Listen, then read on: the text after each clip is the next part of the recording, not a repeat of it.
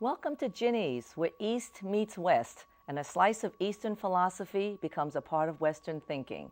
I'm your host, Ginny Gong. My first guest is the Korean-American contemporary fine art photographer whose works focusing on intercultural perspectives have been exhibited nationally and internationally and featured in numerous publications. She is currently based in Beijing, working on art projects that encompass a changing China. Her first major art project was created when she lived in New York City for many years. The KYPO project, a photographic and textual exploration of immigration and identity through the lens of the Korean Ancestry, is currently on display at the Smithsonian National Portrait Gallery until October 14th of 2012. A warm welcome to artist Cyjo. Congratulations, Cyjo. Thanks so much, on the Ginny. success of this latest project. I mean, wow, the Smithsonian. I know, the Smithsonian. It's a major accomplishment. I'm just excited that the individuals from all over the world, including the local community, will be able to experience these stories firsthand and learn from them. Well, I'm definitely going to be down there. Let's talk about the KYPO project. How long have you been working on it? You know, what inspired you to do this? Well, the KYPO project started in November of 2004, and going into photography stores and seeing photography books on contemporary issues and the Chinese culture and the Japanese culture was great, but I didn't see anything that focused on the Korean culture. So I thought it would be a great opportunity to fill this void and to create something that is photographic, that mixes in both the Korean culture and contemporary modern everyday issues. Now you have, 200 individuals that you photographed, or is it 240? Which is it? And how did you decide, which lucky ones actually get included? Well, the interesting about this is that it wasn't a project that was researched. It was actually something that just grew organically. Growing up in the Rockville, Maryland area, my friends were all of different ancestries, and I really didn't have a connection to anyone that was of Korean ancestry that I was good friends with. So the first individual happened to be a complete stranger, Sebastian Sung, who is an MIT professor of neurological and cognitive sciences. And so this is the first individual you decided to... The first guy is coming out with a book next year, early next year, and he's responsible for his new theory about rewiring the brain, the connectome. So I was just so surprised that it happened to be this individual.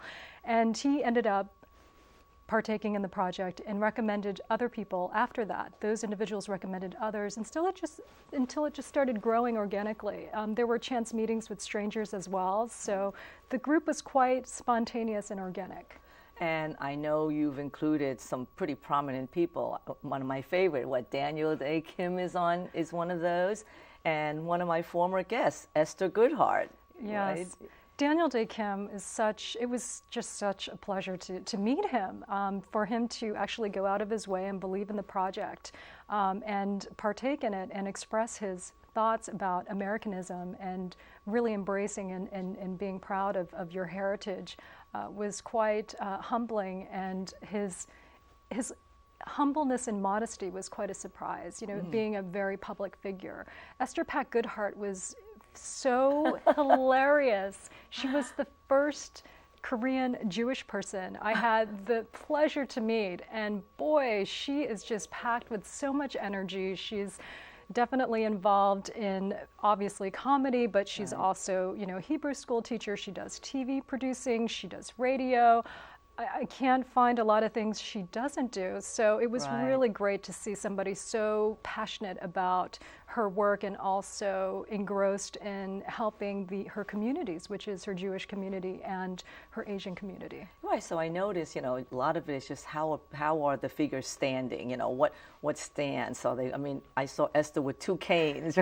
This is Esther for you. Yeah, the whole crux of photographing these individuals was to keep them in a somewhat controlled environment, the individuals, and they can see their characteristics much more clearly without so much distraction. So what surfaced were different, what I saw, cultural expressions that appeared, and So it was easy for me to distinguish the individual that grew up in France, or the adopted individual that grew up in Denmark, or the person that grew up in the Canary Islands and the person that grew up in the States. And if you're able to examine it more closely, you're able to discern some of those. You think you can do that? I think so. You think you could I don't look know at if it's just me, like just being so connected with those individuals, but I can see the stances are interesting. You can see the kinesthetic gestures with all of the individuals, and also compare and contrast in that way. Also so you think, for example, someone from the States would have a certain way of standing, and that's amazing. Everyone has their own stance, their own gait when they walk, and that is also part of how they identify themselves, or how they want themselves to be perceived. So it's fascinating that it can come down to a muscle gesture. So then here's a question: is identity something that we're born with, or is it something that's created by us or for us, or I think it's a little bit of both. Obviously, there is inherent identity traits. With Asian Americans, you have the physical aspect that is quite apparent, and so we can never deny that, and that'll be something that everyone sees at first glance. But identity is definitely something that can be shaped, and from doing these projects, I've learned that it's something that's constantly changing and growing. So your identity one year can be completely different the next, or enhanced the next, and that was very special to realize and to see. The word KYPO, what does that mean, and why did you use that to describe this project? The KYPO word is actually derived from Chinese characters, and it's quite beautiful.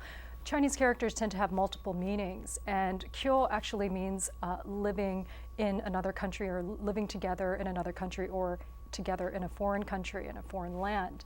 And Po can mean a cell, a spore, or placenta. So when you put the two definitions together, it can definitely mean of the same race living together in a foreign land. So it's quite beautiful. So all of these figures that you have are Korean Americans, first, foremost, who happen to be living outside of Korea. Is that true? These are all individuals of Korean ancestry. Most of them are Korean Americans. Oh, that's why they wouldn't be Korean Americans if they were, right. Yeah, and so they are mostly Korean Americans because the project took place in the States. But I think also the city, because this was done in New York City, there were individuals that actually grew up in other parts of the world and also had different citizenships. There are some Brazilian Koreans that were profiled, people from Argentina, people from Spain, from France and Denmark, and that live in Japan. And so that was fascinating to see more of a global sense. I think also having it done in New York, there is a certain mindset there. So there was definitely a global overall message of this universal race that was very prominent. So did you have images of, or representatives of very rural parts of our country, or? I wish. Because in New York, you have a certain.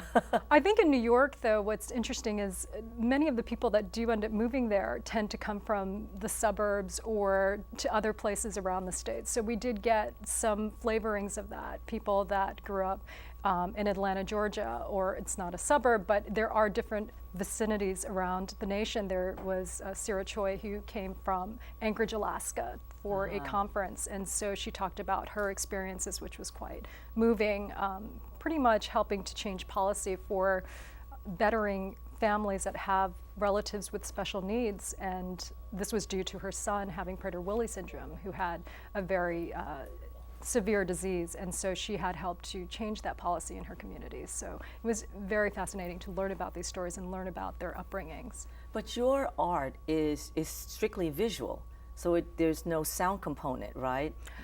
It's visual. But you got to know them by talking to them, am I correct? There's no sound component, but there is text component, and that text component helps to flesh out the personalities and the stories of the individuals, and I think that's crucial with this particular project. And with some of the other projects that I'm working on, it definitely makes you think, can you judge an individual by its cover? And from that, this textual component, you're really able to understand their experiences, their immigrant experience, their trials and tribulations, their successes and so forth. And I find it brings a more relatable essence to it, regardless of what race you have. So that is this one project. Generally speaking, what message do you try to get out, in your art? Is there a key message that's a part of who you are? I don't know if there's a specific message, but what I do like to focus on is actually portraying different perspectives, personal perspectives, being an individual of Asian ancestry, and that is currently living in an Asian country, but being raised in the West, in the States, and having, an American and Western mindset. So having that kind of combination, I think, allows your perspectives to open up a bit. And for me, it's just about sharing those perspectives and allowing the individual or the viewer to see the pieces and form their own messages behind it. I think if it becomes something that's thought-provoking or provokes conversation, then I've done my job. Wow, well, you've done a beautiful job.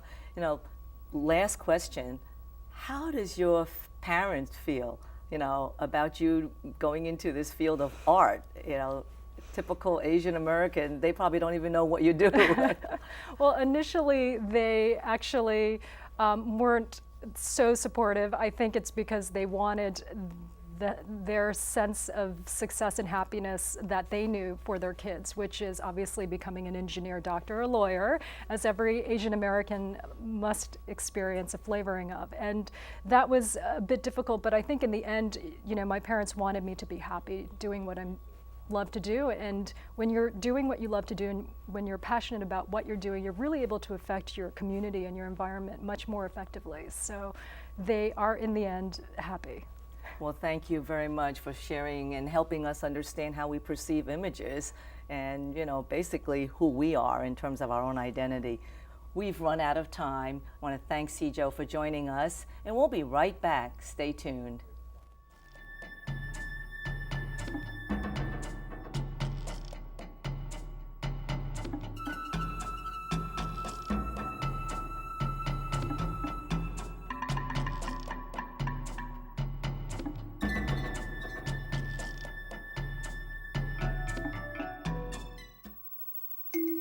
In nature, we see reflections of our children.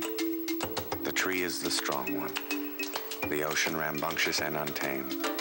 Like our children, each brings something wonderful and unique. They add color, they bring life. And to choose the sky over the water would be like choosing one child over the next. EarthShare, the world's leading environmental groups working together. To learn how you and your employer can help, visit our website. This is the story about a group of kids who volunteered.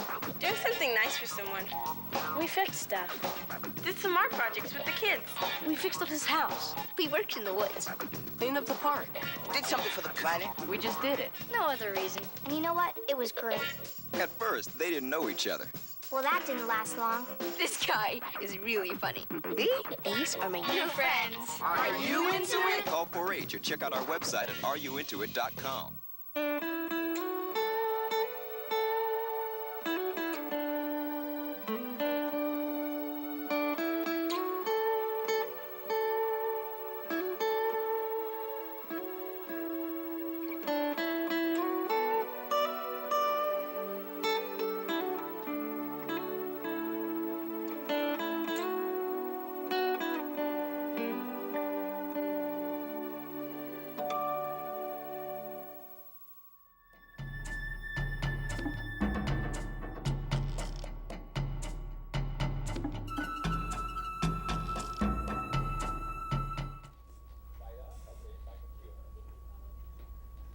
Welcome back to Ginny's, where East meets West.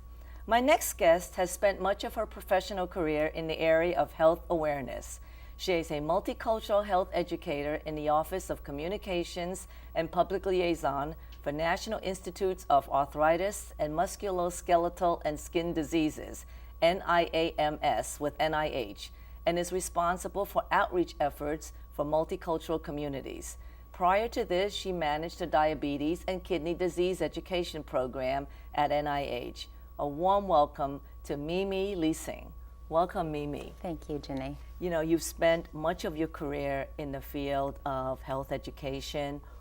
What motivated you to, make this a career, to go in this direction? Sure.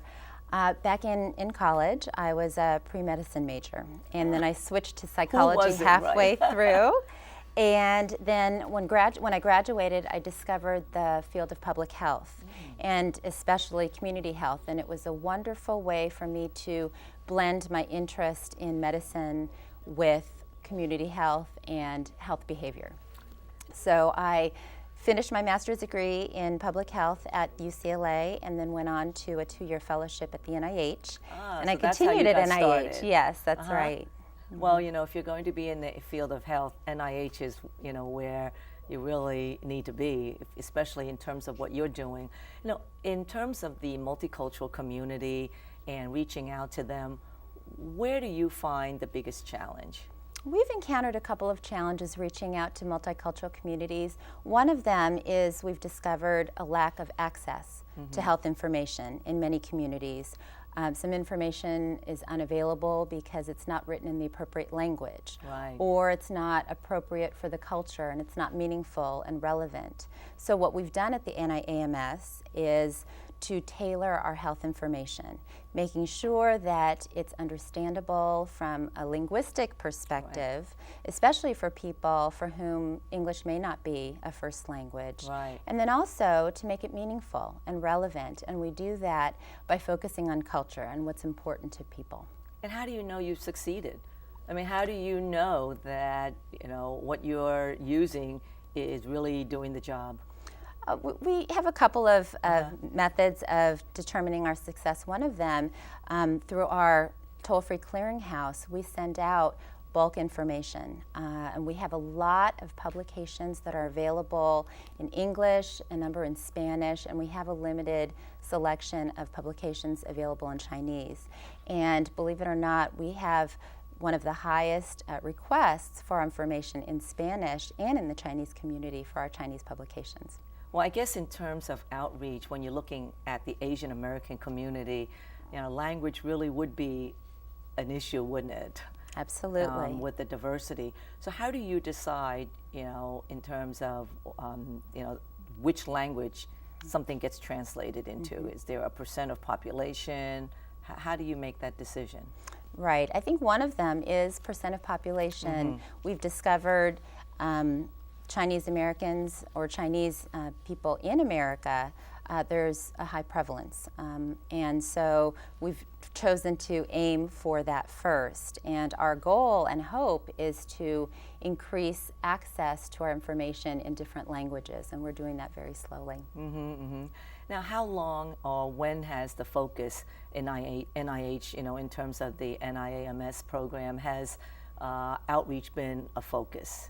Oh, the NIAMS has been doing multicultural outreach for a number of years. Back in 2001, we established a community health clinic in the heart of Washington, D.C.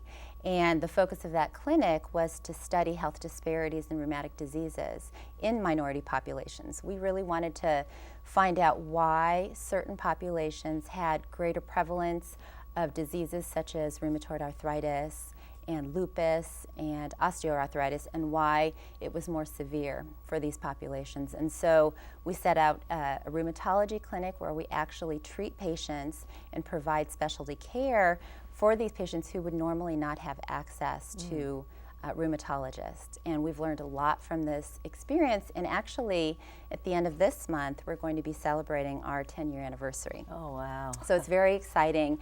And we have been, over the course of the years, been working on translating and transadapting our materials for different populations. And then 2 years ago, the NIAMS reestablished or reaffirmed its commitment to reach out to populations of all populations by establishing a national multicultural outreach program. That's right. Yes. And don't you also have an advisory committee? That's right. That provides input and feedback? We have 4 multicultural work groups and advisory committees, if you will, who offer some guidance and feedback as we develop and disseminate these culturally appropriate and research-based health information for communities of color. Now, what about focus groups? Do you've run focus groups probably throughout the country focusing on certain communities or certain top issues? What we've done just over the past 6 months is do focus groups, and the purpose of these focus groups, Ginny, is to really get in depth with the end user, people who are going to end up using our products, to find out what it is, what's it like to live with your condition, what are the things that are going to help you to manage your condition better, and then also to learn what are the best and most effective ways that they get information. Is it through print publications? Is it through texting? Is it through the internet? And what we've learned is that people love print information. Yeah. Very traditional. And in this age of social media and very instantaneous messaging, which we considered moving in that direction, we're learning that our communities of color, people that we want to reach, who are traditionally underserved in many ways in terms of health information, still want the traditional and conventional approaches to information. But wouldn't that have something to do with age? It very if well you're might reaching be. out to the youth, then maybe the technology might play a greater role. But if you're reaching out to somebody like my mother, then she's going to want something she can hold in her hand in Chinese. Absolutely, that's what we've discovered through our focus groups. The populations that we focus on are usually people who are older, they have a chronic condition, and you're right, so that there is a lot more interest in the old way of receiving information. Right. Well, since my show focuses a little bit more attention on the Asian Pacific American community, are there conditions, in the field that you're in that perhaps a little bit more prevalent in Asian Americans, or are there things that we ought to be more aware of as a community? Absolutely. Ginny, just about every household in America is touched by one of the conditions in our scientific portfolio. So those are diseases and conditions that affect bones, joints, muscles, and skin. But you're right, there are certain conditions that are more prevalent in the Asian community. For instance, osteoporosis, which is a bone disease where bones become very brittle and are more likely to break. Women, are we more prone to that? Asian women, particularly older women, are more likely to get osteoporosis. And there's a couple of reasons. One of them is many Asians are lactose intolerant, which basically means they can't digest dairy products. And dairy products have calcium, which is an important mineral for building strong bones. And another reason is Asians tend to be slimmer and smaller framed, which means they have a smaller bone mass, which also contributes to that osteoporosis risk. Another one is lupus, and that affects a lot of minority populations, including Asians. And lupus is an autoimmune condition that affects just about every part of the body, the heart, the lungs, the joints, the skin. Women who are of Asian descent, usually, or all minority populations, but women generally, and those of childbearing age are more likely to get lupus. And some people can manage lupus very well, and their symptoms are mild, but for others, lupus can be very serious and offer some life-threatening problems, unfortunately. Yeah, I'm very familiar with lupus. I lost a sister-in-law through lupus, I'm Asian sorry. American. So, you know, it is a very debilitating disease, and it's just continually, it's not a condition you get better. That's you just right, have it's to a live chronic with it. condition. Right, right. So we have, osteoporosis, we have that. How about arthritis? Is that something that's more one, community than another, or? That's what we're studying through our history of rheumatic diseases in minority communities. We're learning that osteoarthritis, rheumatoid arthritis, and lupus and other rheumatic conditions do affect minority populations. Osteoarthritis is the most prevalent of the arthritises. And what is that in particular? How do we know we have it? People know when they have issues with joint tenderness, pain. Sometimes it happens because of age. Sometimes it happens because of injury, and so it varies. There are wonderful things that one can do to manage that condition, and one of the things that we're learning too in the multicultural populations is this concept of fatalism, that people feel as if they can't do anything about their condition. And we know that there are certain things you can do to manage your condition well. And our goal is to make sure that people know that there is good information out there. There's science-based health information that we have available. It's free, and it's available for people to take advantage of. And really just to know that knowledge really is power. And if you can learn a little bit more about your condition, learn how to treat it, you're making steps in the right direction. Well, you've been, giving us a lot of good advice. Thank you, Mimi, for the work that you do and for your outreach efforts. We've come to the end of our show. Thanks to my guests, Cyjo and Mimi Lising, for sharing their work with us. As we conclude, let's turn our attention to some of the individuals included in the KYPO project. My thanks to all of you for joining us. Stay well, and we'll see you next time.